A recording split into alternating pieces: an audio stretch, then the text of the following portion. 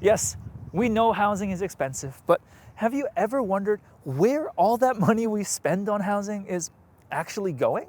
Well, for an old home, it's probably going to fund someone's retirement in Florida. But what about a newly built home? Well, there's the cost of land, architects, engineers, consultants, constructing the building itself, the marketing, and of course, profits for greedy developers who... But there's one line item that's been on my mind lately: taxes. They're often called development fees or charges, but they're effectively a tax placed on new housing. They vary from city to city, but these taxes can be significant, as much as 20% of the cost of a new home in Vancouver or 23.5% in Toronto. So for a $1 million home in Vancouver, up to $200,000 of that cost is going to taxes. Not the land, not the building, taxes. Now, I'm not a taxes theft kind of guy, but we are in a housing crisis. So it feels kind of odd that we're taxing housing this much when it's so expensive already. And what's especially concerning to me is that these taxes have been drastically increasing across the country.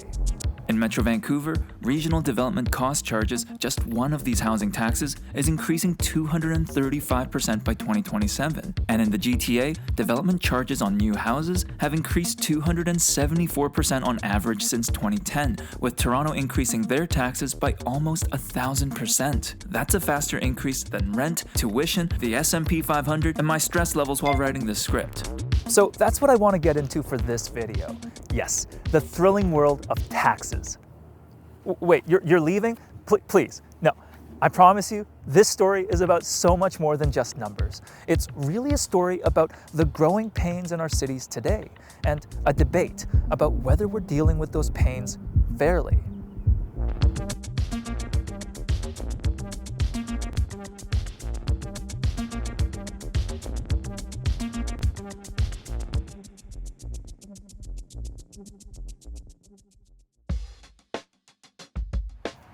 So the first thing you should know about these taxes is that they kind of happen behind the scenes. They don't show up when you pay your rent or when you buy a home. Most are charged when your building is being built.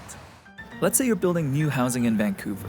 Well, congratulations. On top of spending millions of dollars purchasing land, materials, and labor, you also have a bill for a development cost levy, TransLink development cost charge, regional sewer development cost Regional charge, water development cost regional charge, park acquisition development cost permit, charge, community amenity contribution, and a public art contribution. Now, some claim that these taxes don't actually impact the cost of housing because the developer pays for it, not the buyer. Others also claim that tariffs don't impact the cost of goods. But that's not the debate I want to get into for this video. I mean, if you do care, here are my quick thoughts about it. But what I think is more interesting and frankly more important to ask is, why do we have these taxes in the first place? There's a saying that comes up frequently around these taxes, a mantra echoed throughout city halls everywhere. Growth pays for growth. Let me explain. More housing means more people, which, with enough numbers, put a strain on city services. More people using libraries, parks, and community centers. More people generating waste and sewage. To keep up with that growth, a city eventually needs to upgrade and build new infrastructure. Now, cities are often very reluctant to pay for these upgrades themselves because that often means taking on a lot of debt or raising property taxes. And raising property taxes often means pitchforks. So that's where these development taxes come in. Instead of paying for these upgrades through property taxes, cities pass that bill on to developers building new housing. So growth pays for growth. So that's why we have these taxes. And trust me, there is a lot of debate on whether that's a fair justification for these taxes, but I'm not going to get into that just yet because the answer to this question is, of course, complicated. Many point to the obvious suspect, inflation. But inflation doesn't explain a 235% tax increase over 2 years. There's more to the story here, and I've discovered two other culprits. One of the big reasons these taxes are increasing is that cities are growing differently today than in the past. When development taxes were first invented, cities were primarily growing outwards into suburbs. That made it fairly straightforward to figure out how much new infrastructure was needed and who should cover the costs. It makes sense that a developer building a new subdivision at the edge of the city should pay for the new roads, pipes, and cables to reach that new neighborhood. Now, whether cities collected enough property taxes after that to maintain this infrastructure is a whole other story, but Today, cities are focusing on infill development, adding housing within existing neighborhoods. everything from laneway homes and multiplexes to mid-rise and high-rise apartments. And for good reason. More housing density means more walkable neighborhoods, fewer people depending on cars, less paving over nature to create more housing. I'll save you the sermon, but upgrading infrastructure in existing neighborhoods is often more expensive and complicated. And it creates a tricky situation. These upgrades benefit both old and new residents. So, how much of these upgrades should be paid for by new housing? Well, let's take a look at one example.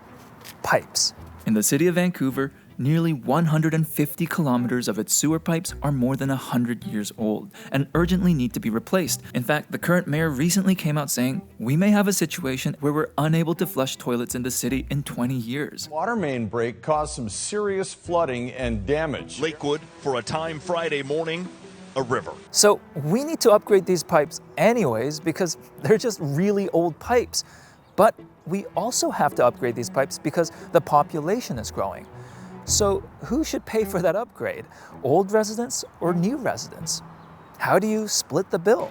Well, it looks something like this. This is a list of all the different pipes that the city of Vancouver is replacing using the help of development taxes. On this column is how much of the cost is being paid for by growth, and on this column is non-growth cost, or how much is being paid for by existing residents through their property taxes. For the sewer upgrade on Western Street, 90% or roughly $5 million will be paid for by growth, and the rest will be paid for by the city. For this sewer upgrade on Cambie Street, 78% or roughly $9 million of the budget will be paid for by growth, and $2.5 million will be paid for by the city through property taxes. This is what splitting the bill looks like.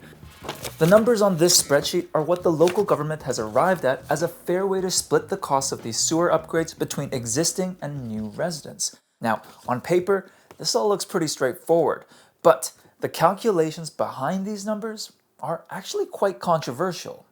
A report on development taxes in Ontario put it this way. Municipalities use subjective approaches to estimating benefit to existing. In other words, how much existing residents should pay, which can result in development charge rates being less precise in determining the true proportion of capital costs that benefit new growth. Just poetic. I like to describe it as trying to perfectly split the bill at a tapas restaurant. You and your friends have been ordering small plates all night. Now it's time to pay the bill, and everyone wants to pay exactly what they owe. Well, do you split it equally? Or do you split it by the number of bites each person took? Well, not every bite is equal, and not every dish costs the same. What if someone went in hard on the jamon iberico, which, let's be honest, is way more expensive than the patatas bravas?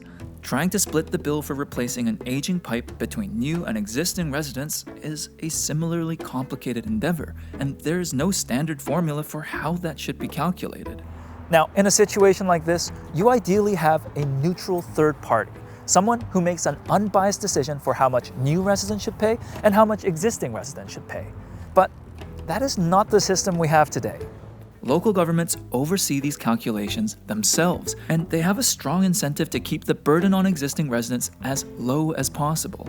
Like I said before, as a politician, raising property taxes is scary, but on top of that, many cities today are also facing pressure from a ton of other escalating costs, which is honestly a huge can of worms in and of itself.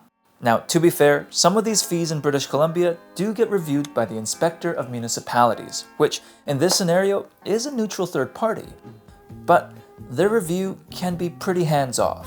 I asked the province how often the inspector checks municipalities' math on development cost charges, and this was their response. Some DCC calculations may be repeated during analysis by staff of the inspector, but in general, the inspector relies on the professional qualifications of the planners, engineers, and accountants to complete the calculations. Translation, we trust their math. And I have to admit, it's nearly impossible to say with certainty whether or not these taxes are being calculated fairly, at least without diving into a ton of math. But here's what we do know. These calculations are messy, subjective, and overseen by local governments who are under a lot of pressure to keep property taxes on existing residents as low as possible.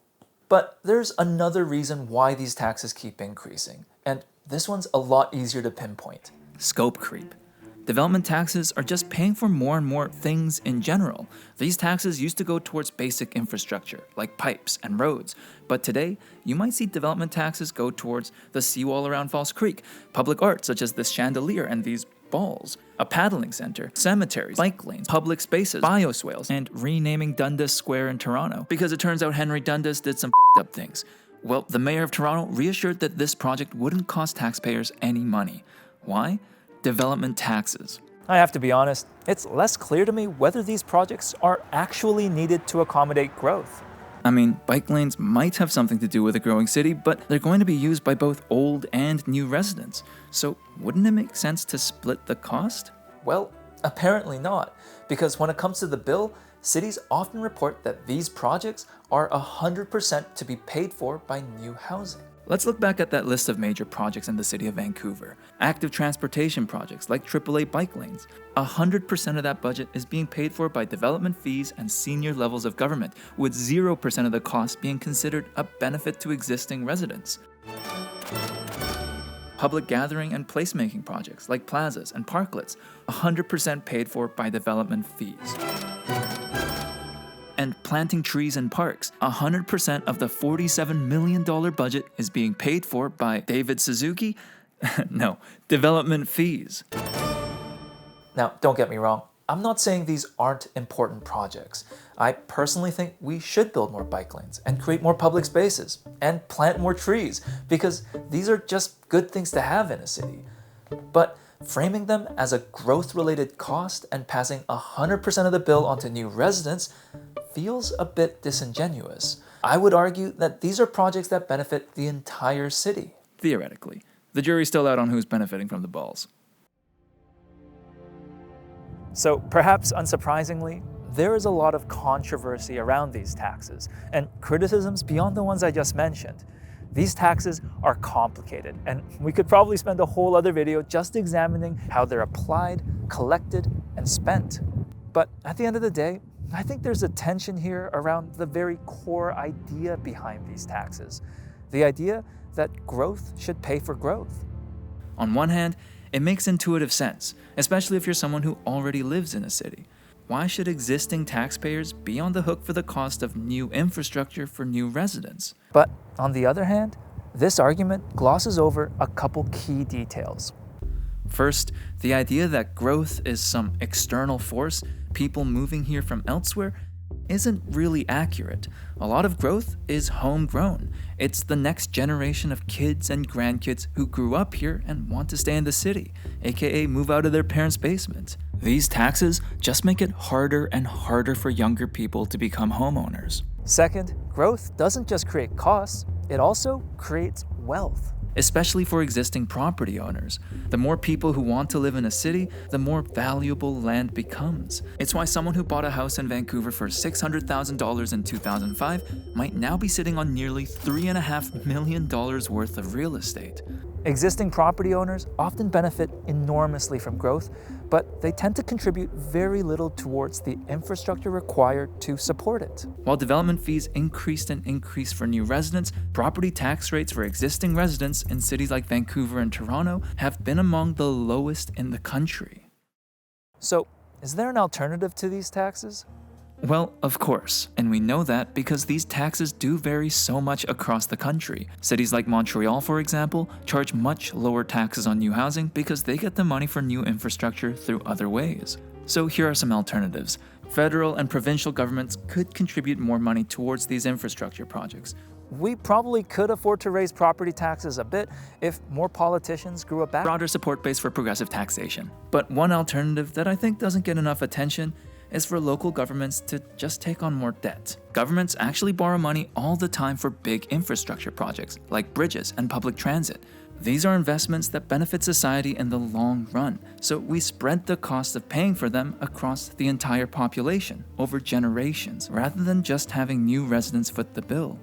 What if we had the same mentality for other infrastructure, like pipes or community centers? These are important changes to make in the long run. But there are also things we can do in the short term as well. I've partnered with Small Housing to produce this video, and in the process, I've learned of a number of simple ways that we can improve these taxes. Small Housing is a nonprofit organization with a mission to advocate for missing middle housing, like laneway houses, townhouses, and multiplexes. And relevant to this video is that missing middle housing helps spread new housing supply across a city without the immediate need for major infrastructure upgrades. Despite that, these smaller projects are often subject to the same taxes as much larger developments. And because their heights and densities are often fixed through zoning, they have far less flexibility to absorb increases in costs by adding more units. With that, Small Housing has a couple very practical suggestions for how we can improve these taxes. First off, just changing the timing of these taxes. These taxes are often paid up front, before construction begins, and since developers usually rely on loans to fund these projects, that money accrues interest. So if a developer pays $200,000 in taxes for a project that takes a year to finish, they would end up spending tens of thousands more just on interest payments to a bank. Simply charging these fees at the end of the project would still bring in the same tax revenue to the city while lowering the cost of building new housing. And second, standardizing and improving the way these taxes are calculated. These taxes are often calculated in a way that discourages more affordable housing. For example, in Kelowna, development taxes are charged per unit, so that means a new single-family home here would pay significantly lower taxes than a 6-unit multiplex. Charging these taxes per square foot would help level the playing field and encourage builders to construct more dense and affordable housing. And I have one more final suggestion for these taxes. Just making them more transparent to the end user. One of my main issues with these taxes is that they happen behind the scenes, so it's no surprise that few people really even know they exist. But what if, when you bought a new home, you could actually see, line by line, how much of your purchase went towards these taxes? You know, it's really easy to get wrapped up in big, grand theories about why we're in this housing crisis. But my takeaway from this story is that if we're actually serious about solving the housing crisis, we ultimately need to dig into the details, break down every cost that goes into delivering a new home, and ask ourselves, is that fair?